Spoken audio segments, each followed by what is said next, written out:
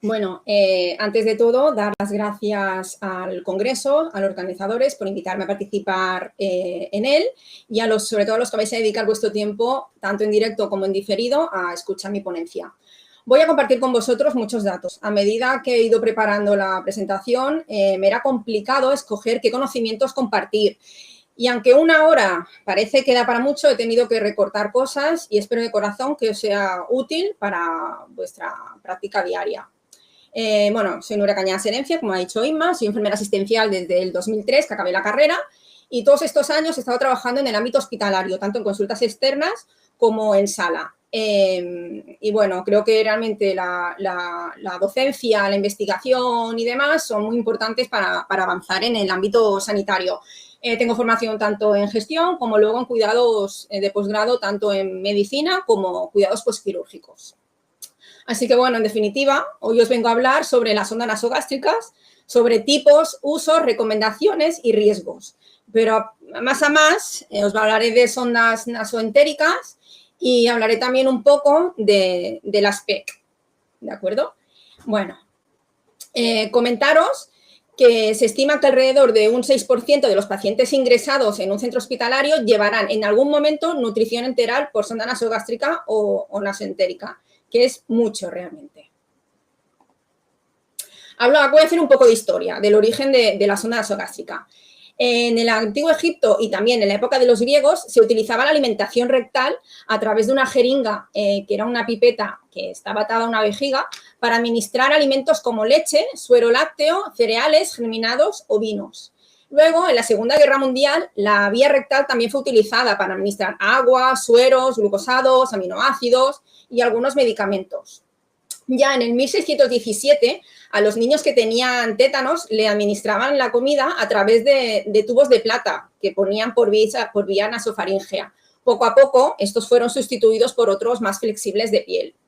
En el 1790, John Hunter, que fue un anatomista y cirujano escocés considerado como el fundador de la patología quirúrgica, introdujo una sonda de hueso de ballena cubierta con piel de anguila por vía orogástrica para alimentar con nutrientes. Y en el 1878, Brown Sequard, que fue un importante científico reconocido por sus investigaciones sobre la médula espinal, también hizo una fórmula para pacientes con disfagia, que era una mezcla entre carne de buey y páncreas que molía y que, bueno, pues la utilizaba para cubrir las necesidades nutricionales de este tipo de personas. Entonces, posteriormente, en el 1910, se diseña una sonda fina con una pieza metálica de unos 10-12 gramos en su extremo distal que por gravedad permitía avanzar la sonda a lo largo del tubo digestivo hasta traspasar el píloro. En el 21, Levin, que ese ya no suena a la mayoría de nosotros, introdujo la sonda nasogástrica de caucho. Se creó para la descompresión gástrica y también para la alimentación. Y posteriormente su uso se generalizó cuando aparece el ilirio paralítico, el ilirio posoperatorio. En la década de los 60 se diseña una sonda con una pieza de mercurio en el extremo distal para facilitar su colocación y su uso. Hablaremos también de actualmente esas sondas que tienen mercurio en su parte distal. Es en esta época también, en los 60, que se comienzan a utilizar sondas de poliuretano y se empiezan a utilizar también las bombas de infusión. Paralelamente al desarrollo del equipamiento, los avances en la segunda mitad del siglo XX en el conocimiento de la fisiología relativa a los requerimientos energético-proteicos y el desarrollo de la bioquímica alimentaria hicieron que se diseñaran nuevas fórmulas químicamente definidas. Hemos pasado de aquella mezcla, ¿no?, de carne de páncreas y de buey a ya fórmulas químicas. Bueno, definiciones. ¿Qué se entiende por nutrición enteral? Por nutrición enteral se entiende la técnica de soporte nutricional que consiste en administrar nutrientes directamente, que eso es importante, al aparato digestivo, mediante fórmulas químicamente definidas y mediante sondas. Entonces, por sondaje nasogástrico se entiende la técnica de enfermería, que consiste en introducir una sonda desde la nariz, pasando por el esófago hasta el estómago.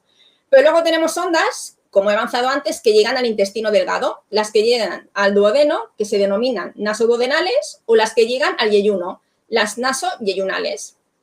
Antes de la instauración de cualquier nutrición enteral, siempre deben quedar claros los objetivos que se pretenden conseguir.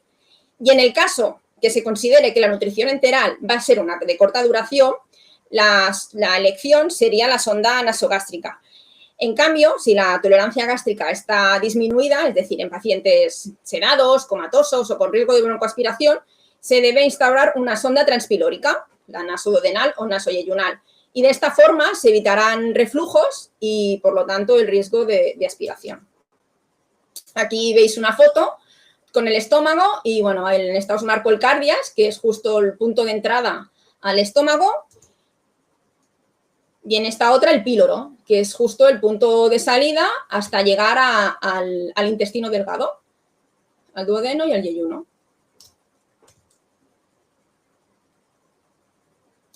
Objetivos de la sonda nasogástrica. Los objetivos son estos: alimentar cuando no se puede por vía oral, administrar medicamentos y efectuar lavado gástrico, tanto con fines diagnósticos, para obtener muestras del contenido gástrico, a modo terapéutico, en caso de intoxicación y tras la intervención del tracto gastrointestinal, o a modo profiláctico, para realizar una descompresión gástrica. Indicaciones. Bueno, estas son algunas de las indicaciones. El neonato prematuro, en el paciente postquirúrgico para evitar el hilo paralítico, en caso de disfagia severa, en enfermos críticos, cuando haya una diarrea grave o síndrome de intestino corto en la que el tracto gastrointestinal no es capaz de utilizar de forma óptica los nutrientes administrados por vía oral. También en aquellos quemados o malnutridos en los que la ingesta diaria no esté cubierta. Cuando hay también una intolerancia a la ingesta por alteraciones hemodinámicas o respiratorias. Así como cuando hay incapacidad de tomar alimentos especiales que son de muy mal sabor y que es imprescindible que se tomen. Y cuando existe la imposibilidad de tener tiempos prolongados de ayuno. Métodos de nutrición enteral. Nutrición enteral a débito discontinuo. Es aquel en el que hacemos el aporte de los nutrientes a diferentes intervalos de tiempo. No estamos constantemente administrando alimento. Entonces, para esto no se precisaría una bomba de perfusión. Se puede utilizar, pero no sería necesario. Y la nutrición enteral a débito continuo, en la que la administración de los diferentes nutrientes a la porción gástrica o duodenoyeyunal se realiza de forma ininterrumpida mediante la bomba de perfusión continua, que es esa maquinita que nosotros programamos para que administre un volumen determinado en un tiempo que nos marca la prescripción. Contraindicaciones para el sondaje nasogástrico. En caso de que exista fractura de cráneo, fractura de nariz, cuando hay una estenosis del esófago, está obstruido o existe una perforación esofágica. Cuando hay varices esofágicas con riesgo de sangrado, en la ingesta de sustancias cáusticas, alcalinas y ácidas, cuando existen problemas de coagulación y cuando hay una ingesta de alcohol superior a media hora. Más contraindicaciones. Cuando existen vómitos persistentes, una hemorragia gastrointestinal aguda, obstrucción intestinal completa, existe una desproteinización visceral grave, cuando ha existido una ingesta de objetos punzantes, cuando las vías respiratorias no están protegidas en pacientes con nivel de la disminución de la conciencia, porque aquí tenemos el riesgo de la aspiración, y cuando una sustancia es poco tóxica y se ha tomado en poca cantidad. Entonces, vamos a hablar de la técnica del sondaje, de la sonda nasogástrica. Pues bien, para llevar a cabo la técnica del sondaje nasogástrico será necesario una enfermera y una ATCAI. En cuanto al material, se necesitará una sonda nasogástrica del tamaño necesario. Luego hablaremos de la longitud y calibre que disponemos y las funciones de la sonda según la que tengamos que utilizar. Un sistema de aspiración o bolsa colectora, dependiendo si queremos que se aspire o queremos que caiga a débito el líquido que haya dentro del tracto gastrointestinal. Un lubricante hidrosoluble, esto es importantísimo. El lubricante tiene que ser hidrosoluble. Existe hidrosoluble y liposoluble. Que quede claro que ha de ser el hidrosoluble. Guantes no estériles, porque no es estéril. El tracto gastrointestinal no hace falta que sean guantes estériles. Una jeringa de 50 centímetros cúbicos, que aquí ya os pongo que es con conexión EFIT o con excéntrico, que es especial, luego hablaremos de él. Un sistema de sujeción de la sonda a la nariz, aquí os pongo esparadrapo, pero actualmente se dispone de como unos apósitos que son como en forma de Y, que se ponen en la sonda y luego se atan en ella misma. Se pone en la nariz la parte más ancha y como las dos patas que salen sujetando la sonda. Un fonendoscopio, un vaso de agua y luego una toalla o empapador.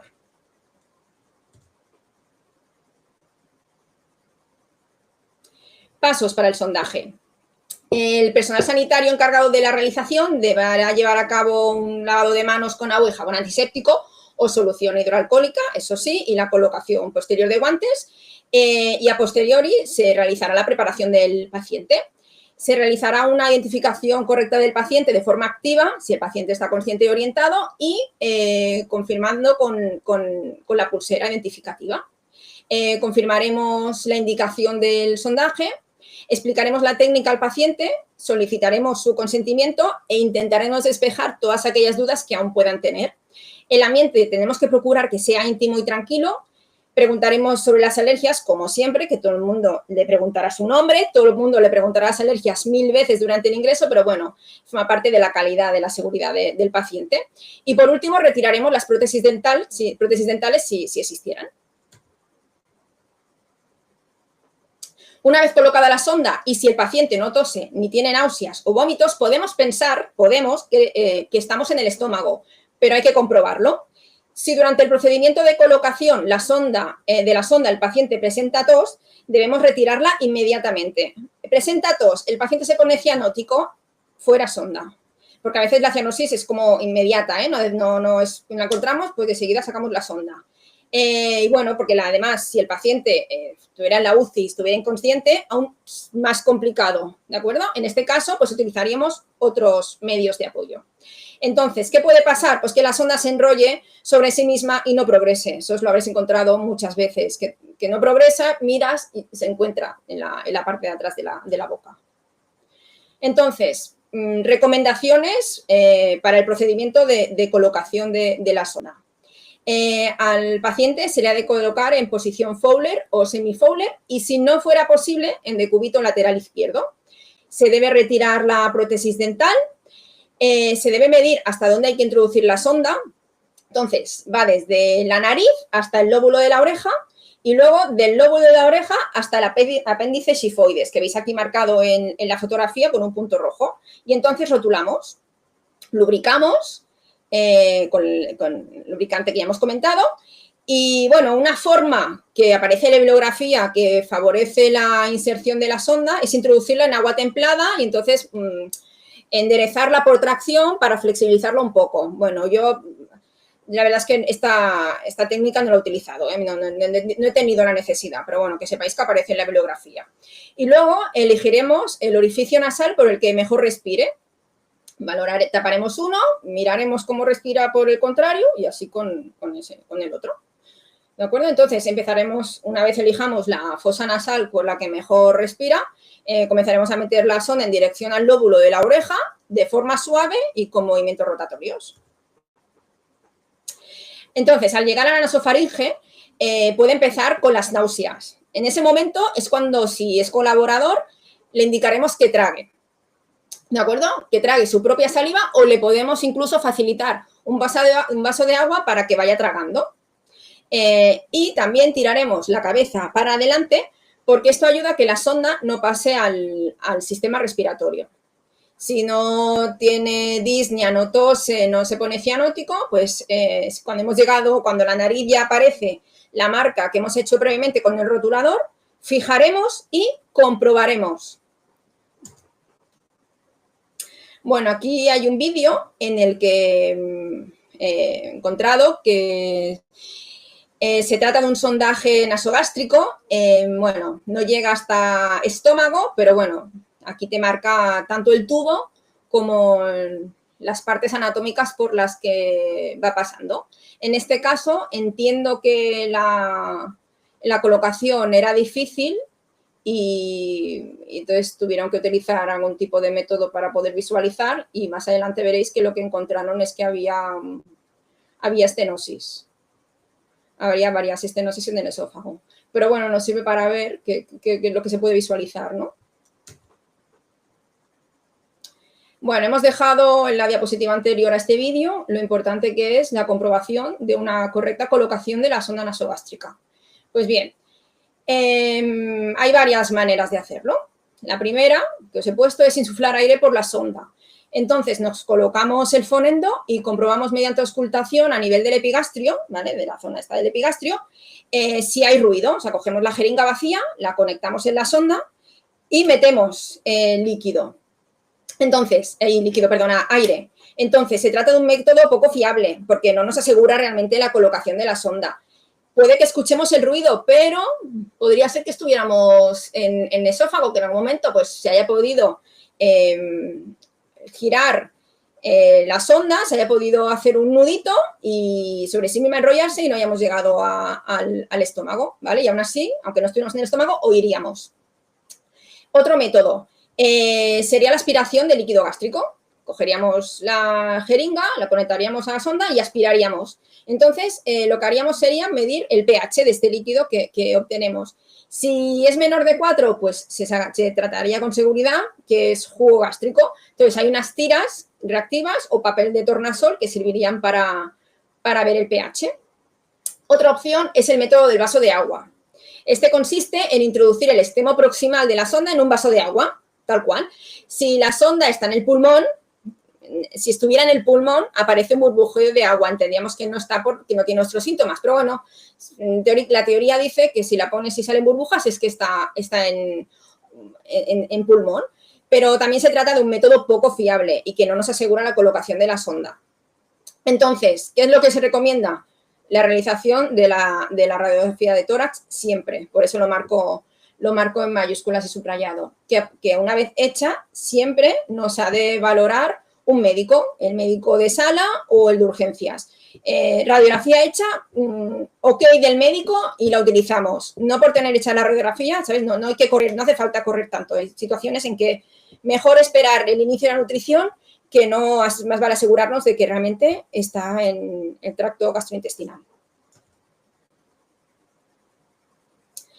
Entonces, diferentes procedimientos para administrar la nutrición enteral.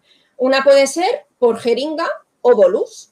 Bueno, aquí os explico los pasos, así generalistas. Primero, la higiene de manos.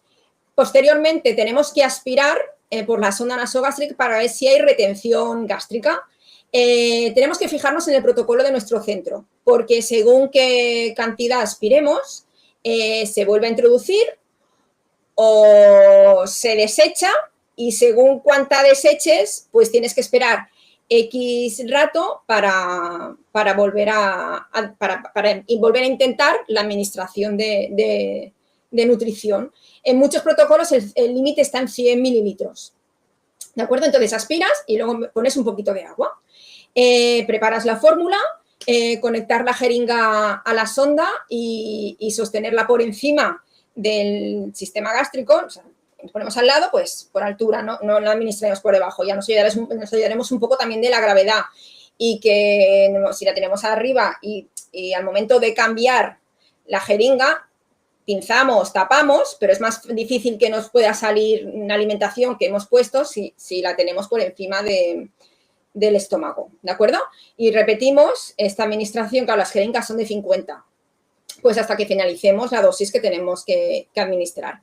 Posteriormente, administramos de 20 a 40 mililitros de agua y después de esta nutrición, aparte de aquella agua que el paciente tenga pautada durante el día de ir administrando para llegar también a la cantidad, para que no haya una deshidratación. Aparte de la nutrición, el paciente también debe de recibir agua. Luego lavamos la jeringa con agua del grifo, la guardamos la fórmula en la nevera, que aguanta 24 horas y hacemos la higiene de manos.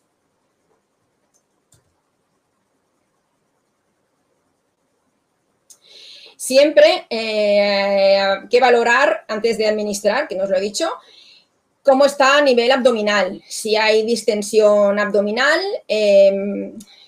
aparte de mirar lo que aspiramos, cómo está el abdomen, si están distendidos y si hay movimiento, ¿de acuerdo? Para administrar por gravedad, pues higiene de manos, Aspiramos igualmente para saber qué retención hay, administramos de 20 a 40 mililitros de agua, colocamos el conector al cuello de la botella, purgamos el equipo fuera de la sonda, o sea, antes de administrar la nutrición, purgamos el equipo para no meter aire dentro del estómago, que no pasaría nada, pero le crearía incomodidad porque estaríamos metiendo unos gases dentro del estómago del paciente. Conectaríamos ese extremo purgado a la sonda, si lo hubiéramos pinzado, la despinzaremos y abriremos el equipo de administración para poner la nutrición que tengamos que administrar. ¿De acuerdo? Entonces, aquella que no se utilice se etiqueta y se mete en la nevera y administramos, igual que antes, el agua que sea precisa, como mínimo los 40, pero también tener en cuenta aquella que el paciente tiene que ir recibiendo durante el día y realizamos higiene de manos. Hay que tener en cuenta que el equipo de nutrición se cambia cada 24 horas. ¿De acuerdo? La administración por bomba. Bueno, es similar a la anterior. Miraremos la retención, administraremos un poco de agua, conectamos el equipo al envase, purgaremos. Las máquinas purgan. La máquina tienen uno de los botones, a menos los que tenemos nosotros, todas las que hemos tenido, porque a veces van cambiando, ¿no? Son un laboratorio y demás, te ofrecen máquinas nuevas, pero todas tienen un botón para purgar.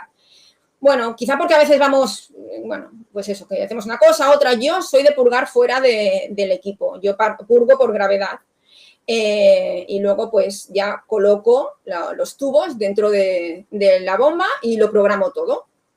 Una de las últimas bombas que hemos tenido teníamos equipos para un bote, digamos, para un envase, o para dos, que lo que teníamos era una bolsa. Entonces podíamos poner la nutrición y el agua que van a parar al mismo tubo que va hacia el paciente, de manera que la podemos programar para que vaya administrando alimentación hasta que en un momento dado para la alimentación y se pone en el rato que hemos decidido la cantidad de agua que también hemos programado. O sea, en un momento determinado que o pasa nutrición o pasa agua, y todo eso lo programamos para 24 horas, porque pasadas estas 24 horas cambiamos todo, la nutrición que quede y el equipo también lo tiramos.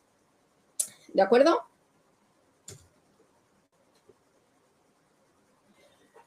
Duración de la nutrición enteral. Bueno, como también he dicho antes, los objetivos son importantes a la hora también de decidir la instauración de la nutrición enteral. Si va a ser de duración relativamente corta, sonda nasogástrica. Si la tolerancia gástrica está disminuida, sonda transpilórica, quiere decir en el intestino delgado, nasoduodenal o nasoyeyunal. Y si se prevé que la duración total será de más de 24 semanas, o bueno, no se sabe cuánto va a durar, pero se considera el equipo multidisciplinar que va a ser largo, pues se puede decidir colocar una gastrostomía, ¿no? Siempre trabajar en equipo, es como que aquí entra el papel del enfermero, enfermera, de TECAI, del nutricionista y del médico y del endoscopista, ¿de acuerdo? A la hora de decidir, y bueno, y el paciente también explicarle cuál es el objetivo y qué es lo que se pretende y qué opciones hay y cuál consideramos que sería la más idónea para su caso. Bueno, aún no tenemos el papel también de los celadores. Hay que tener cuidado a la hora de, bueno, que todos somos importantes, en el cuidado del paciente, enfermería, todos lo que estamos, lo entramos en la habitación a tratarle, a verle, a hacerle alguna intervención, somos importantes, todos. Tener cuidado en las transferencias. Claro, es fácil que el paciente, que todos, que nos descuidemos, ¿no? Que la sonda, ¿dónde la conectamos para que no se salga? En el camisón, en la cama, en la almohada. Bueno, ser consciente en todo momento que el paciente pues tiene ese tubo. ¿De acuerdo? Características de las sondas. Bueno, hablaré primero del calibre y la longitud. Los tubos utilizan dos medidas. Una longitud que se mide en centímetros y un calibre. Tienen una longitud y un calibre. La longitud en centímetros, calibre se mide en French. Cada unidad de la escala de French equivale a 0,33 milímetros. ¿Qué quiere decir esto? Que una sonda de 18 French tiene 6 milímetros de diámetro.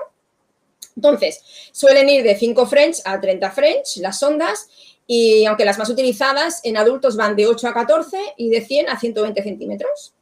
Materiales con los que están hechos. De silicona. Las siliconas son más finas y flexibles, son para un sondaje de larga duración, ya que se puede utilizar durante 6 semanas, pero bueno, son más susceptibles, por sacarle un defecto, de una colonización por levaduras. Las de poliuretano también son finas y blandas, también son de larga duración, y estas se pueden utilizar por un periodo más largo de 6 semanas. Y por último, las de cloruro de polivinilo, que son de PVC. Estas son más rígidas y gruesas y suelen quedar colocadas durante 7-10 días. Luces. Las luces es aquello que nos encontramos en el extremo que sale del paciente. Entonces, pueden ser de una luz, que esta luz sirve para aspirar contenido gástrico o hacer descompresión. De 2 luces, que son para irrigación y para entrada de aire para evitar la adherencia de la mucosa gástrica. Cada una de las luces tiene una de estas funciones. De 3 luces, que se utilizan cuando hay hemorragias, y de 4 luces, que también es cuando hay hemorragias, pero que son menos utilizadas. Bueno, más cositas. Las sondas nasogástricas tienen unas marcas. Estas marcas son las señales que indican la longitud que se ha introducido una vez puesta la sonda nasogástrica. ¿De acuerdo? Es la distancia de la sonda desde el estómago hasta la nariz. Las conexiones. Las sondas nasogástricas para alimentación tienen una conexión ENFIT, que es exclusiva para la alimentación de nutrición enteral. El sistema Luer-Lock, que veis aquí, se trata de una conexión exclusiva para administrar la alimentación enteral, que incorpora un anillo de rosca. Ahí al final podéis visualizar más o menos que hay como una rosca al final alrededor del cono Luer, que garantiza una conexión muy segura entre el cono de la jeringa y la aguja o catéter. Entonces, las sondas nasogástricas por alimentación tienen una conexión ENFIT, según una normativa, que se introdujo al producirse un accidente en la administración de nutrición parenteral por vía enteral, por lo que las jeringas para administrar alimentación por sonda nasogástrica deben tener conexión denominada ENFIT. Tanto jeringas, nos encontramos jeringas de 50 mililitros, que en definitiva también podrían ser de 60, porque son 50, pero luego tienen un poquito más de capacidad, y las de 10, que son las que se utilizan para administrar medicación. Como podéis ver aquí, las jeringas son lilas, o sea, el émbolo son de color lila, o sea, que aparte de tener el final como en rosca, y es especial y conecta con la sonda, el émbolo es de este color. Y por último, la opacidad es otra característica. La opacidad es esa línea opaca que encontramos a lo largo de todo el tubo, de toda la sonda nasogástrica, y que permite visualizarse en el momento de visualizar la sonda, en el momento de la radiografía. Claro, yo me he encontrado, es que claro, pasa de todo y te puedes encontrar cualquier cosa. Algún paciente que se le ha colocado la sonda, que todo lo que antes, ¿no? Para comprobar la correcta posición, vamos a meter aire, escuchamos. Meto del vaso de agua, no burbujea, no hay tos, no hay náuseas. Se ha introducido sin ningún problema hasta la marca. Pero luego en la radiografía no aparece la línea opaca. Entonces ya es decisión del médico pedir otras cosas que hablaremos un poquito más adelante. Entonces, tipos de sonda nasogástrica. Actualmente existen diversos tipos de sondas cuyo diseño y tecnología han avanzado para atender las necesidades y especificaciones de la terapéutica actual. Las sondas deben ser finas y flexibles para minimizar las molestias y mejorar la tolerancia a largo plazo. En prematuros y lactantes suelen ser de 5 a 6 French. Para niños mayores de 8, adultos suele utilizarse de 8 a 14 y las que son para vaciamiento, nutrición y son de triple lumen hasta 24 French, aunque hemos visto que llegarían hasta 30 también. Cuando existen 2 entradas, una sirve para la administración de medicamentos y la otra para alimentos. Y el extremo final de la sonda acostumbra a ser redondeado y tiene varios orificios. Según qué sonda, pues tendrá más o menos orificios en la salida. Bueno, la longitud de la sonda depende del tramo que queramos alcanzar. Estómago, duodeno o yeyuno. Para adultos varía entre 75 o 90 las nasogástricas y de 105 a 120 las nasoenterales. Para facilitar la colocación de las sondas, estas pueden llevar un fiador que ayuda a colocarlas y que luego se retira una vez implantada la sonda. Algunas sondas presentan en su extremo un pequeño peso que se llama lastre, que hablamos que en el 1910 ya empezaron a utilizar, que habitualmente hoy en día es de tungsteno y cuya función es ayudar a que la sonda alcance el duodeno y que se mueva o forme bucles. En el extremo opuesto al lastre, las sondas llevan incorporado un conectador que las une al sistema de aplicación, que son las luces que ya hemos hablado antes.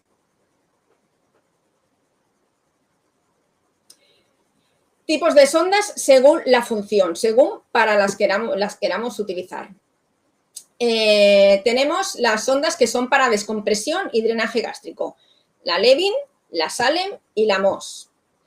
Para obstrucción intestinal, la Cantor, la Miller-Abbott y la Andersen.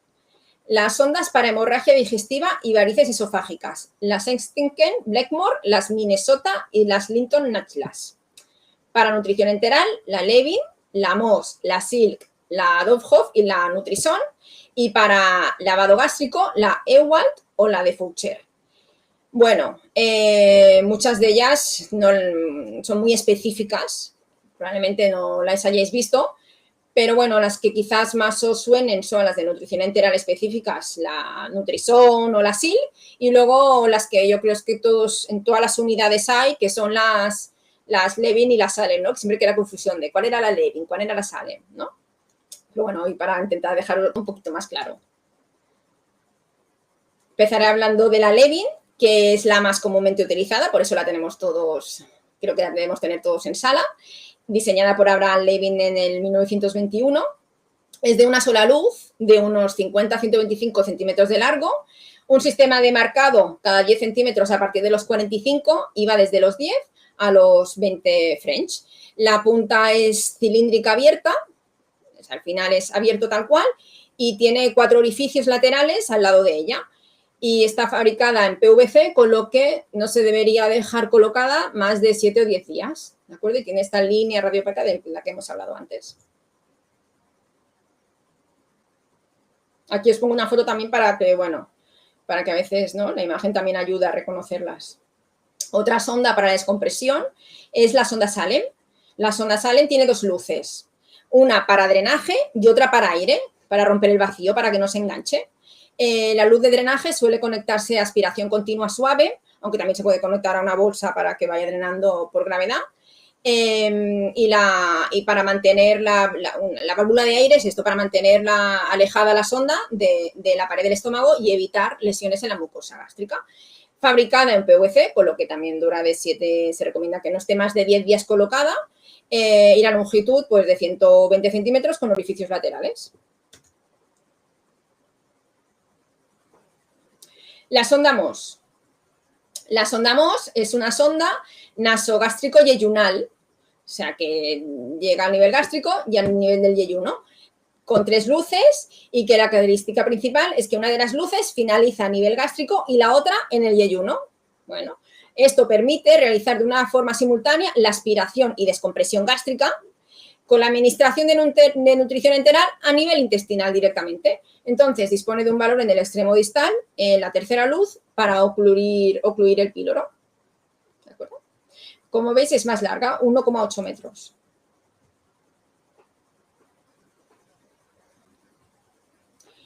Para la obstrucción intestinal, ahora os hablaré de estas 3 sondas, la Cantor, la Miller-Abbott y la Andersen.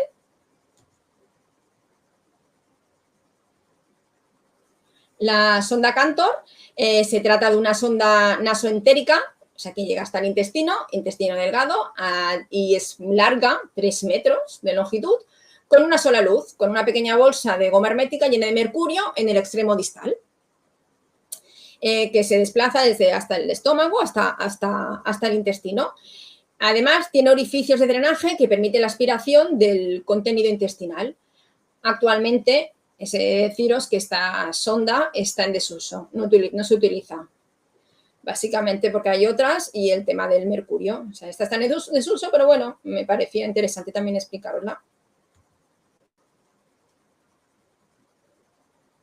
Otra sonda con esta misma función, la sonda Miller-Abbott, es otra sonda nasoentérica, es decir, llega al intestino delgado, larga, 2,5 metros. Se trata de un tubo de goma de doble canal. Uno termina en un globo que se infla cuando el tubo llega al duodeno, con aire, agua, suero o mercurio, y el otro para aspirar material, el material que está obstruyendo. Y el balón lleva una sustancia radiopaca, que es bario, y que permite el control radiográfico. Claro, esta por el tema del mercurio y del bario, pues actualmente también está en desuso.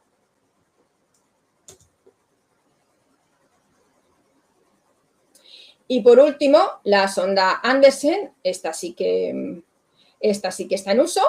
Es una sonda nasogástrica de doble lumen, diseñada para mantener el estómago de forma continua y completamente vacío, con 24 puertos de aspiración, es lo que os he dicho antes. Alguna tiene un orificio, 2, 4, pues esta tiene 24 puertos de aspiración en la parte final del tubo, diseñados pues para filtrar partículas de más tamaño a lo largo de todo el tubo.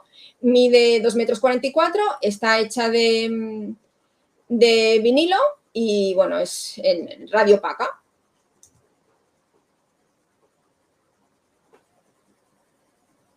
Bueno, sondas para hemorragias digestivas y varices esofágicas. La Sengten Blackmore, la Minnesota y la Linton Nachlas.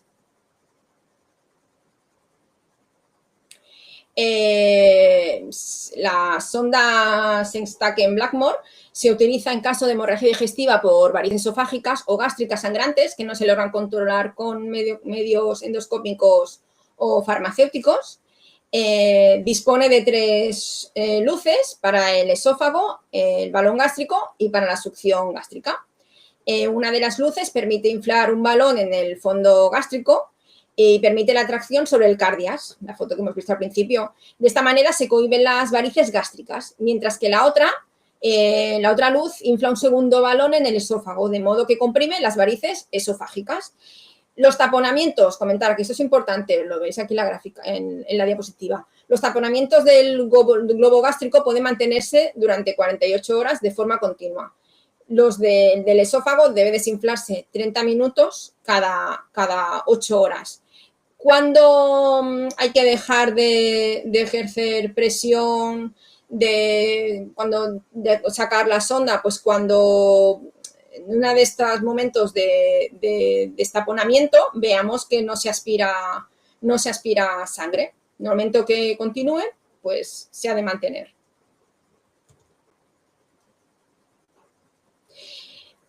La sonda Minnesota, lo que se diferencia básicamente de la anterior, la anterior modificada, es que se añade un tubo para la aspiración esofágica. Aquí tenéis las características y una foto.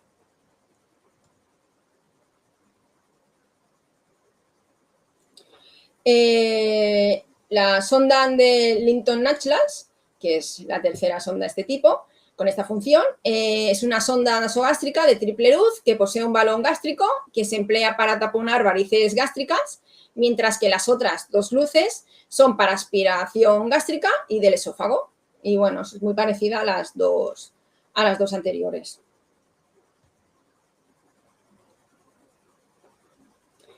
Otro tipo de sonda nasogástrica, las que son para nutrición enteral.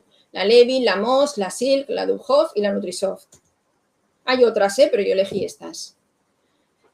La sonda Silk, que es una sonda de pequeño calibre, fabricada en poliuretano, que se puede permanecer, según la bibliografía, 2 o 3 meses, flexible, radiopaca, veis aquí en la fotografía, que tiene un fiador, que es el que se utiliza para introducir la sonda, que luego, una vez colocada, tenemos que sacar, y con un orificio lateral en la parte distal.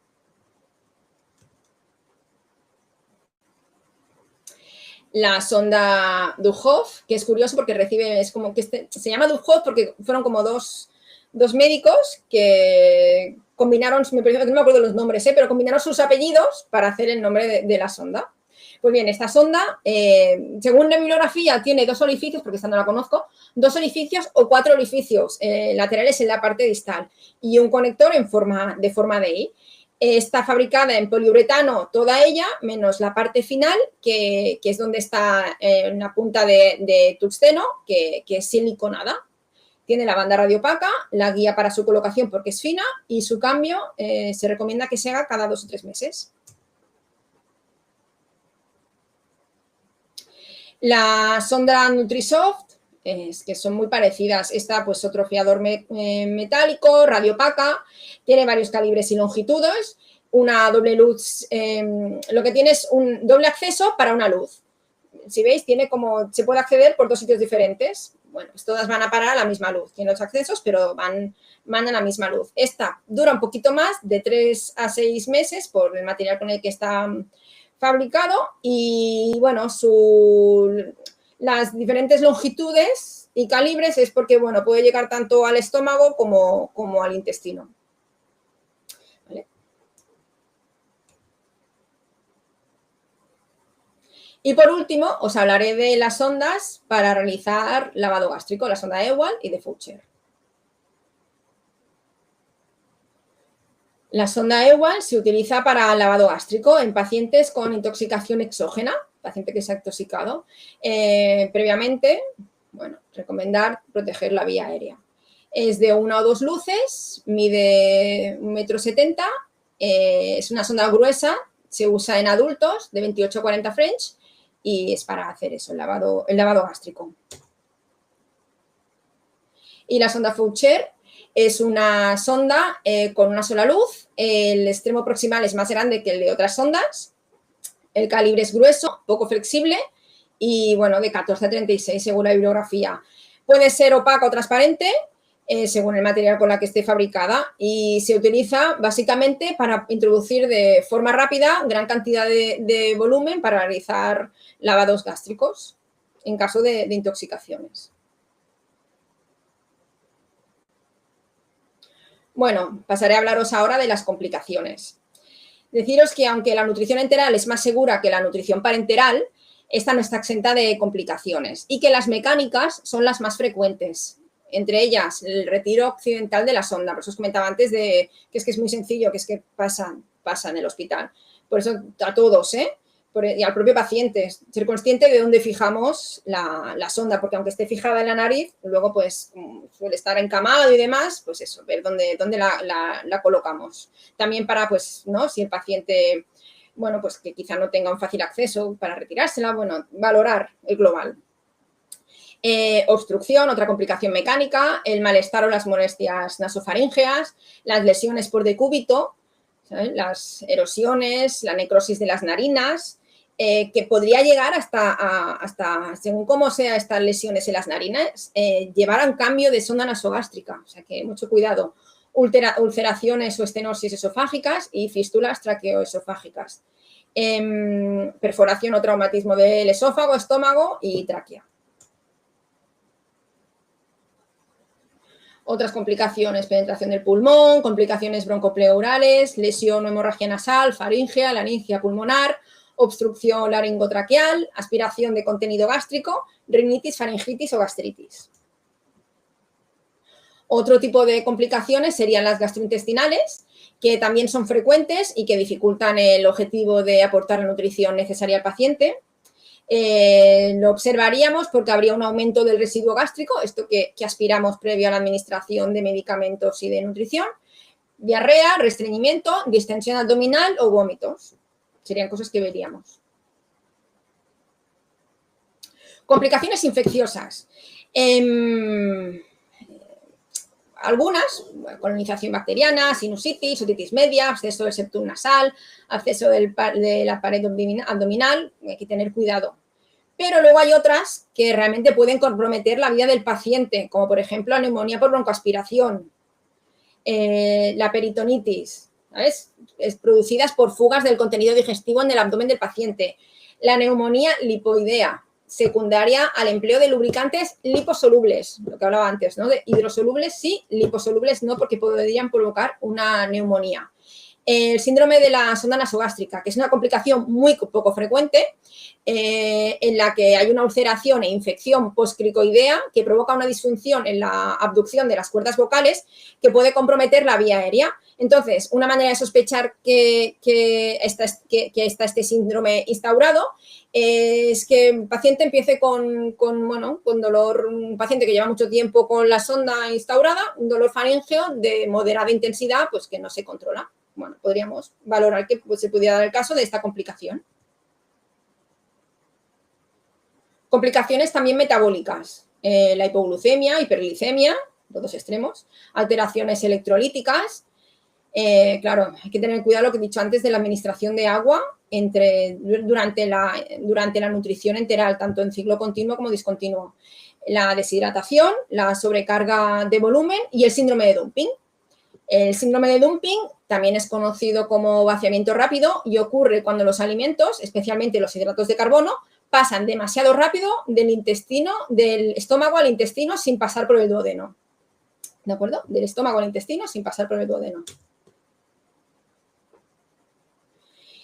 Y las últimas complicaciones que os voy a comentar son las psicológicas, importantes también a tener en cuenta. La dificultad de adaptarse a la nueva situación, la incapacidad, ¿no? Para nosotros culturalmente el placer de comer, ¿no? El no poder saborear los alimentos y, bueno, y la alteración de la imagen personal.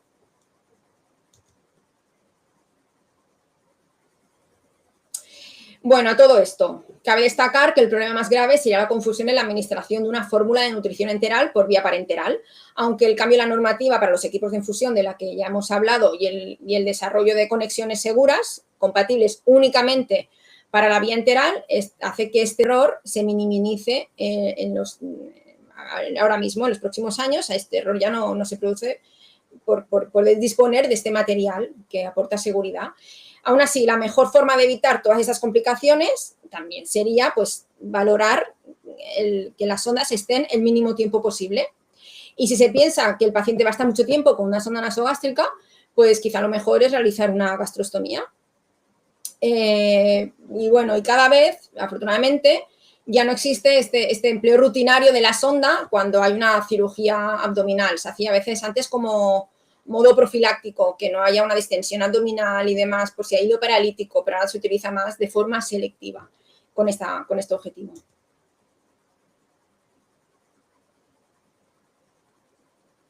Bueno, cuidados de la sonda nasogástrica de forma diaria. Cada día hay que comprobar la posición de la sonda nasogástrica, además de cada vez que ponemos alimentación, tanto continua como discontinua. Cada vez que ponemos administración hay que comprobar la aspiración de la sonda. Por eso, todo aquello que os he explicado que tenemos que hacer. Cuando se administre alimentación por bolo y medicamentos, como os he dicho. Si el paciente se queja de molestias y aparece reflujo alimentario en la boca, si de repente el paciente tiene ataques de tos, vomita, tiene arcadas violentas, presenta dificultad respiratoria, también va a valorar que se haya podido movilizar esta sonda. Y luego en los traslados, el hecho de que, bueno, también objetivamente podamos ver que esa fijación que hemos puesto en la nariz, pues ya no está en la nariz, sino que se ha desplazado, pues es señal de que la sonda se ha salido. Pues entonces no sabemos cuántos ha salido y no sabemos si cuando se ha salido, pues el paciente o cualquier, bueno, pues y la pone, o sea, valorar también en el traslado del paciente estas manipulaciones.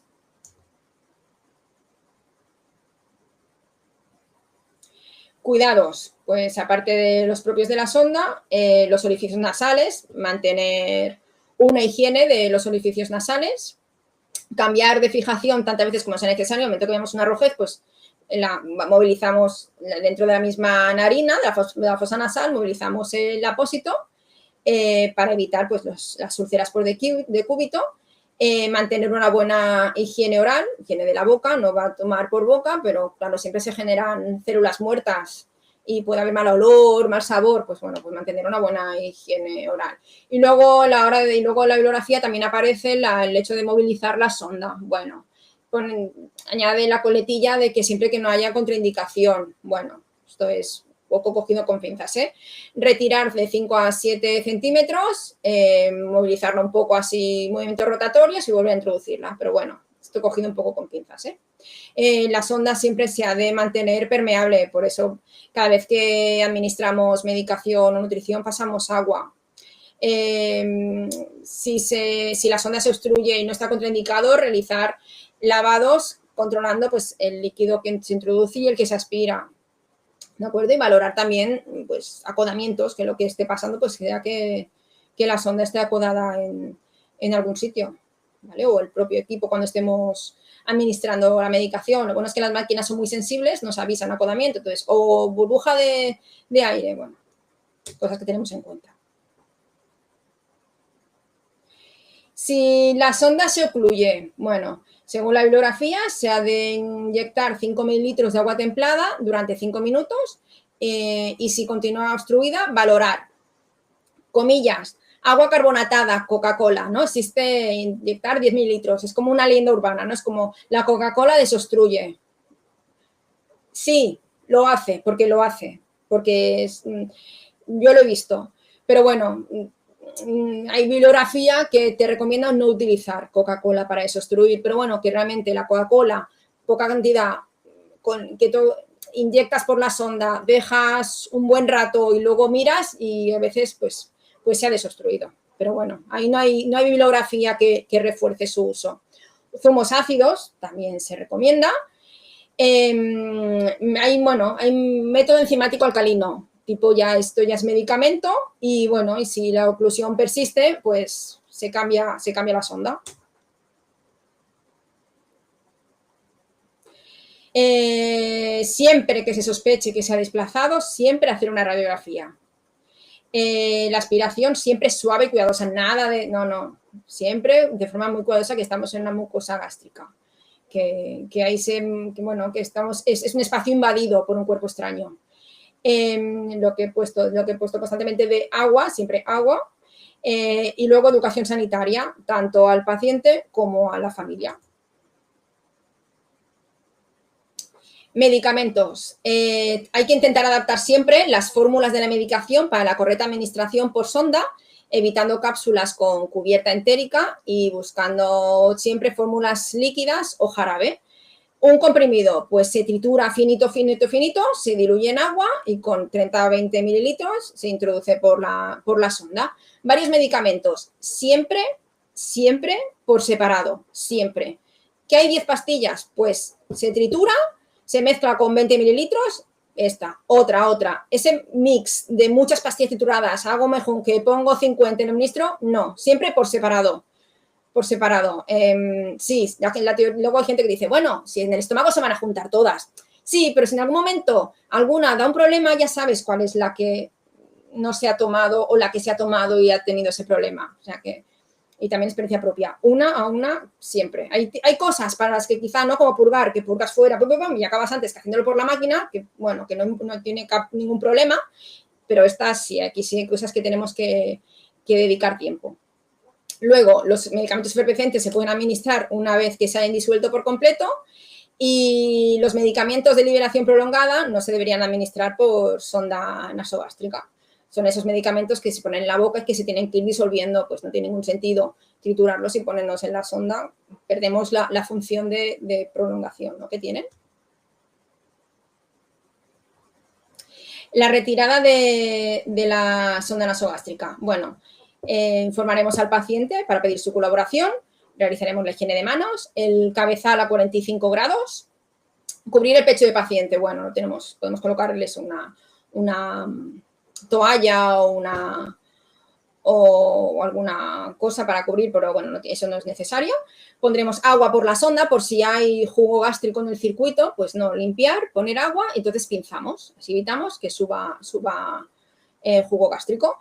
Retiraremos el apósito de la nariz y entonces si el paciente está consciente le pediremos que inspire profundamente y mantenga la respiración mientras se extrae la sonda de forma suave y continua. Si el paciente está intubado, aseguraremos de la correcta presión del neumotaponamiento antes de retirar la sonda nasogástrica. Posteriormente realizaremos la higiene de las fosas nasales de la boca y de restos de pegamento y demás que hayan quedado en la nariz y mantendremos al paciente en esta posición de 45 grados durante 45 minutos.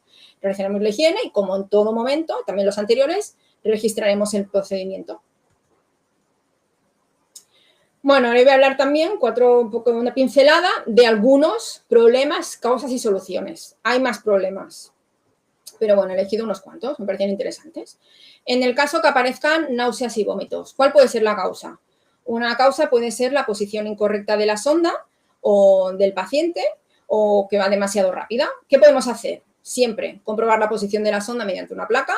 Si el paciente está acostado y no está contraindicado, mantener la cabecera de la cama incorporada de forma continua y ajustar el ritmo de alimentación o infusión de la nutrición enteral. Diarrea. ¿Cuál puede ser la causa de la diarrea? Pues propias de la medicación que tenga. Si lleva antibiótico, pues que le provoquen la diarrea, que no tienen por qué ser del sondaje. O puede ser que no tolere la fórmula. Bueno, es valorar también, pues eso, a nivel analítico y con la nutricionista, farmacéuticas, qué fórmulas disponemos en el hospital y cuál se le puede proporcionar. Y, bueno, que haya algún problema intestinal. ¿Qué podemos hacer? Pues adaptar el flujo a las necesidades, respetar las normas de higiene durante la preparación, la administración y la conservación de la fórmula, revisar la medicación, a ver si alguna de ellas puede ser que esté provocando este proceso diarreico y valorar la posibilidad de cambiar la fórmula. Estreñimiento, ¿qué puede provocarlo? Pues una ingesta en escasa ingesta hídrica o de fibra, que también hay fórmulas adaptadas para ello. Un efecto secundario de la medicación, fecadomas o inactividad. ¿Qué podemos hacer? Pues controlar la entrada de líquidos y, si es preciso, aportar líquidos adicionales. Valorar la composición de la dieta y la medicación. Controlar la frecuencia de las deposiciones y, si es posible, pues aumentar la actividad. Aumento del residuo gástrico, ¿no? Cuando aspiramos y valoramos que ha aumentado. La sonda puede ser inadecuada, la fórmula incorrecta, puede haber también un componente ansioso, la medicación o, bueno, que estemos en un hilio paralítico, una complicación. Valoramos que la sonda sea adecuada, consideramos la conveniencia de cambiar la fórmula o la medicación, relajamos al paciente, hablamos con él, un ambiente tranquilo, que es cómo él se siente, cómo está viviendo el proceso, y comprobamos mediante placa la existencia del hilio paralítico. Obstrucción de la sonda. Bueno, pues que quizá el medicamento no está bien triturado, o son gruesos o pegajosos, o la limpieza no se ha producido una limpieza con agua suficiente de la sonda, que el tubo esté pinzado, que, o sea, no está obstruido, sino que realmente lo que está es pinzado, pues valoramos todo el circuito, ¿no? Que la velocidad de infusión es demasiado lenta. Bueno, son posibles causas. ¿Qué hacemos? Despinzamos si está pinzada, cumplimos estrictamente las recomendaciones de administración o de fármacos, con el lavado correcto de la sonda, la intentamos desobstruir, como hemos explicado antes, y cambiándola si no se consigue. Y, bueno, en definitiva, intentar prevenirlas. ¿De acuerdo? Lesiones o erosiones provocadas, pues, por utilizar sondas inadecuadas o la falta de la movilización de la sonda, esos cuidados que hemos dicho que son cada 24 horas o, si se precisa, más a menudo.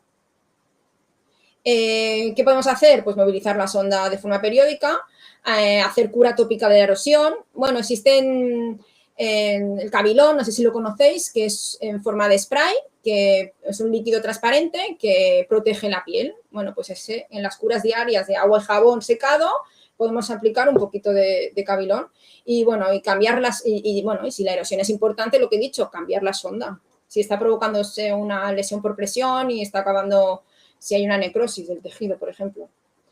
El problema, aspiración, la broncoaspiración. ¿Por qué? Porque la sonda se ha desplazado, porque hay una sobrealimentación, la sonda inadecuada, el paciente está en la posición incorrecta o la sonda no está bien colocada o hay un excesivo contenido gástrico. A la hora de aspirar no hemos valorado bien, se nos ha olvidado aspirar y ahí había, pues, líquido gástrico.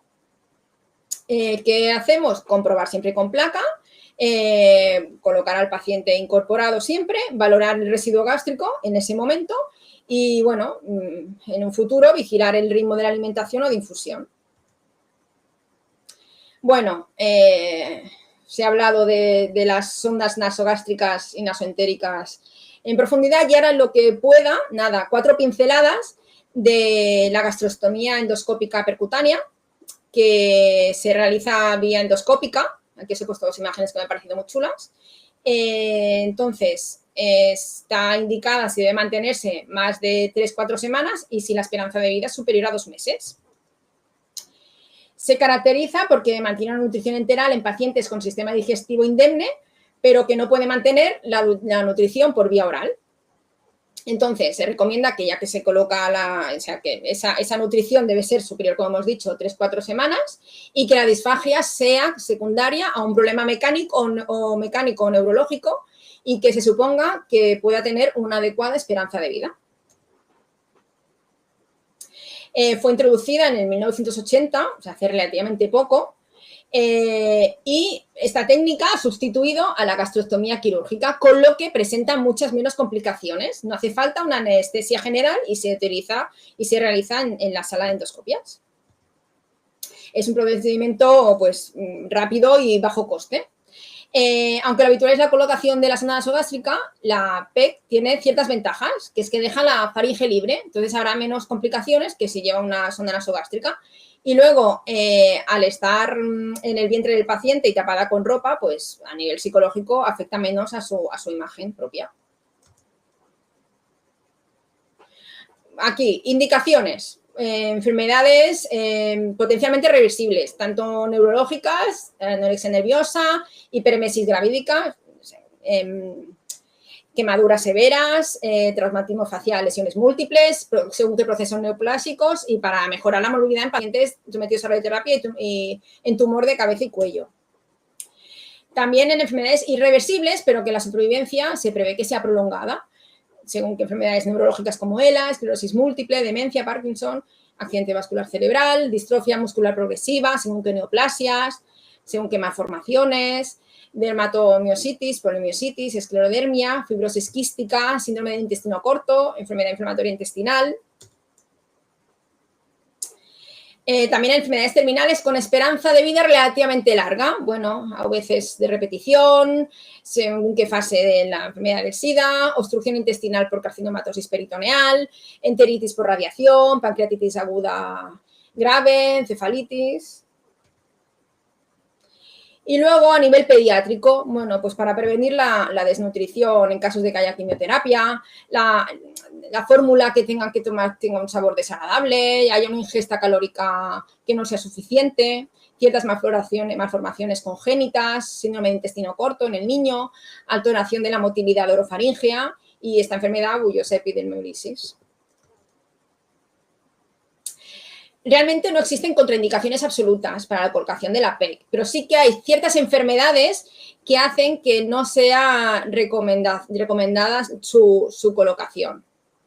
Porque, bueno, puede provocar el fracaso de la técnica, ¿no?, de endoscopia. Claro, ¿cuáles son? Pues la ascitis, la obesidad mórbida, la neumonía por aspiración secundaria a reflujo gastroesofágico, cuando hay una coagulopatía, una hipertensión portal o una cirugía gástrica previa. Estas son contraindicaciones relativas.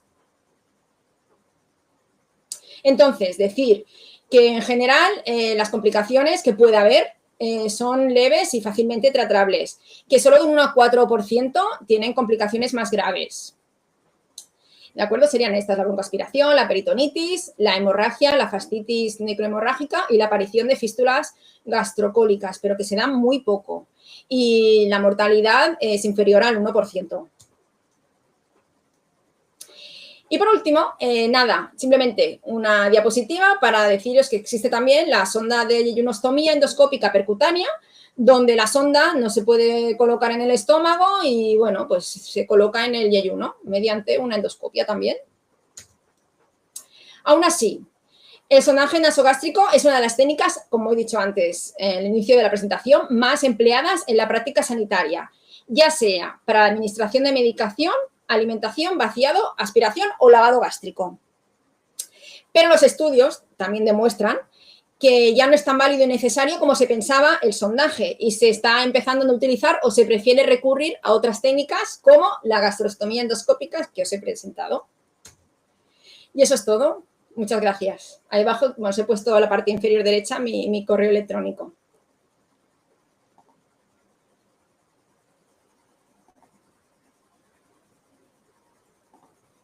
Muchas gracias, Nuria.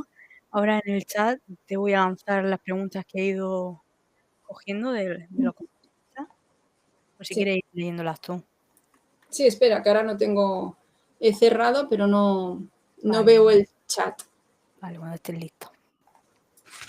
Si en caso puedo entrar nuevamente por el link. Espera.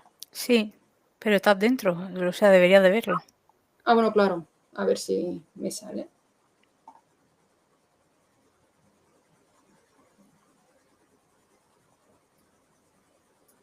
Debajo de donde está tu imagen.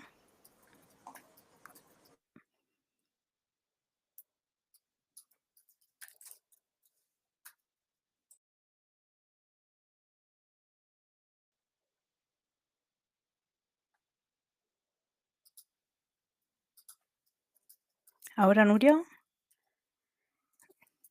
si eres tan amable, activa el audio y la cámara. Vale, ahora Vale.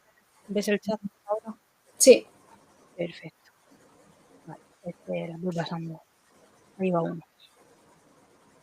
Voy bajando.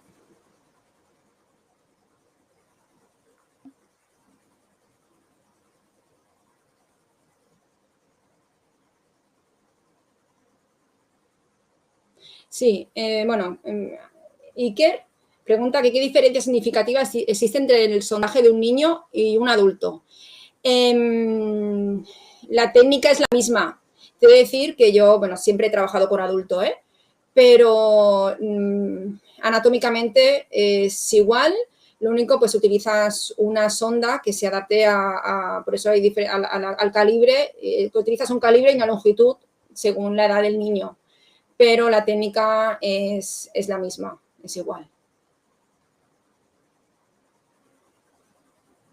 El tema de la nutrición, las ondas de poliuretano, sí. Para nutriciones prolongadas de poliuretano son las que más tiempo se pueden utilizar y no hace falta cambiarlas. Sí, sí.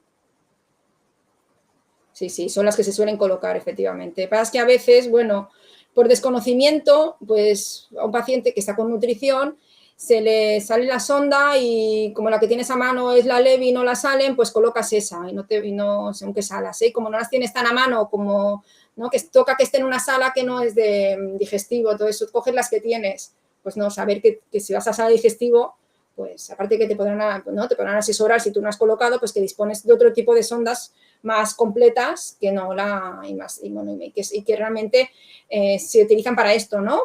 Para la nutrición enteral.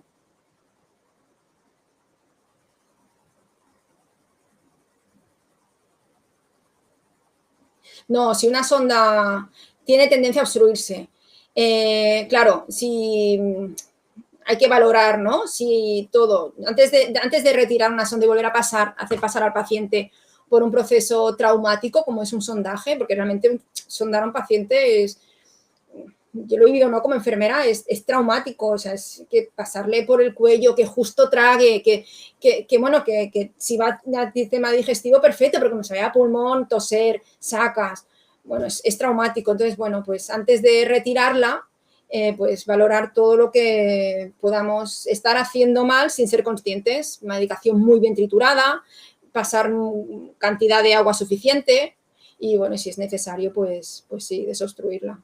Pero es como la última opción, el cambiar la sonda. Iker pregunta que cómo se prepara psicológicamente a un paciente al que se le va a realizar un sondaje nasogástrico. Bueno, pues es explicarle que durante un periodo de tiempo, es que o sea, cuando la nutrición por boca no es suficiente, que es necesaria una nutrición directamente al sistema digestivo. Pero es que yo cuando me he encontrado casos de que, claro, son pacientes que a veces llegan al hospital, algunos pues cánceres maxilares, que tienen pues colgajos o que a nivel de deglución tienen problemas, llegan a veces al hospital con un estado de desnutrición Aún así, bueno, vas con nutricionista, valoran, estudian también, hay entonces en nuestro centro es la nutricionista la que hace el test de disfagia. Si realmente hay alguna posibilidad de que, según qué textura y tal, pero bueno, a veces ninguna textura es aceptada, pues ya el propio paciente ya se ve que está delgado, que está débil, entonces acepta el sondaje, lo que mi experiencia personal. Entonces les explicas que es algo circunstancial y bueno, y según qué caso, pues le explicas que pues si es según el tiempo que tenga que llevarlo, pues las otras opciones, simplemente pues para que lo sepa. Yo, el último paciente que recuerdo es que estaba desnutrido, le pusimos la sonda, pero como tenía que llevarlo tanto tiempo, era un proceso neoplásico, pues aceptó perfectamente la colocación de una PEC. Entonces ya es, bueno, es la propia vivencia del paciente, que es que él ya sabe que lo precisa.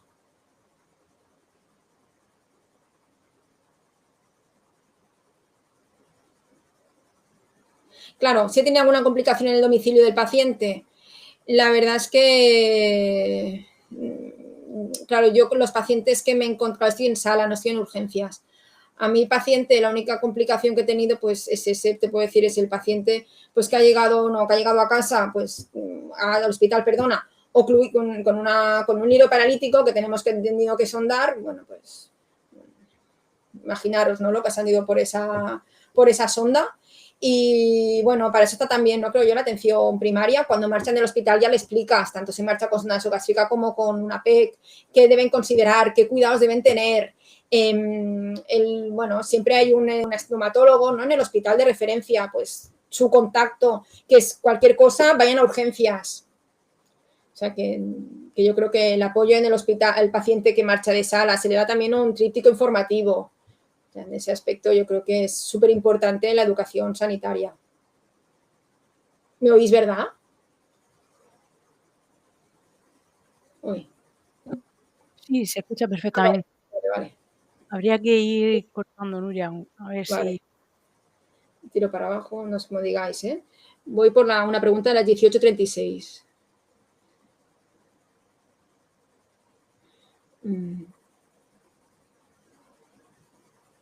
Me pregunta María Rosalía si en las PEC y en las PEG está indicado realizar aspiraciones o lavados de retención gástricos para mantener, sí. En las PEC y en las del yeyuno, en las ondas del yeyuno, hay que siempre que antes de administrar cualquier medicación, alimentación, siempre hay que mirar, igual que con la nasogástrica, si hay retención, siempre.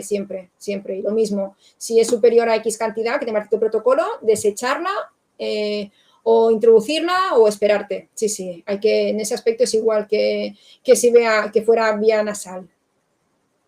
Nada, cuando me digas, Inma, lo dejo, ¿eh?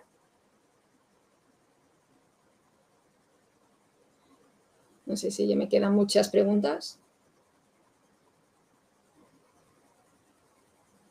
Lo de utilizar el fiador, no, iatrogénico, la podrías dañar, no sabes, no ves, podrías llegar a mucosa, podrías rasgar, no, sería iatrogénico, sí.